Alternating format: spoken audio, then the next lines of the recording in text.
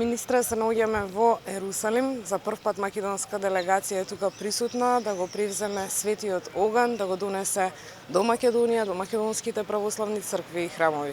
Кажете ми кое е значењето за Македонија, за нашата делегација, што ете за прв пат сме тука?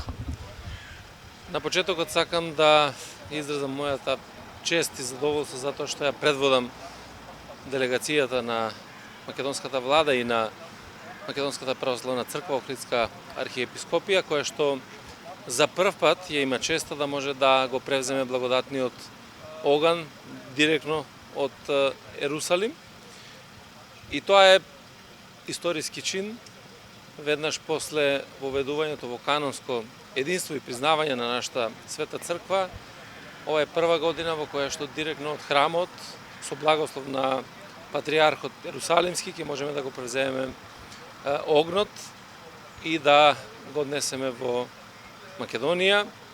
Секако дека ова е значајно за верата, значајно за државата, значајно за нашите граѓани, значајно за нашата црква, која што веќе се вбројува во големото православно семејство.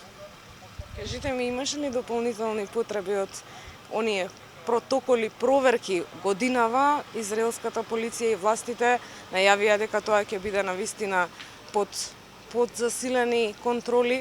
Што е разликата? Сега имаше дополнителни проверки, ограничен број на посетители, дали можеби ве брифира во однос на оние опасности кои сепак се случуваат како предизвици во овој период со оглед на инцидентите во претходниот период?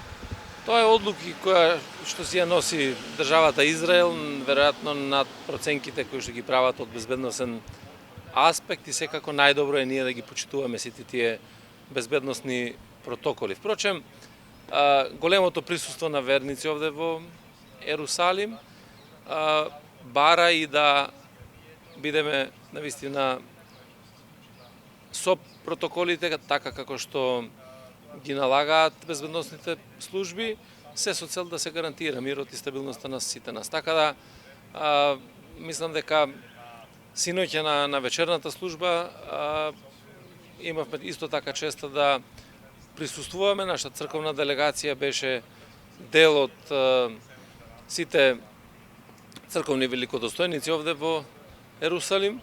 Се поклонивме на гробот на нашиот Бог Исус Христос и мислам дека укажана е голема чест и на државата и на македонскиот народ, на граѓаните кои што живеат во нашата земја и секако на македонската православна црква.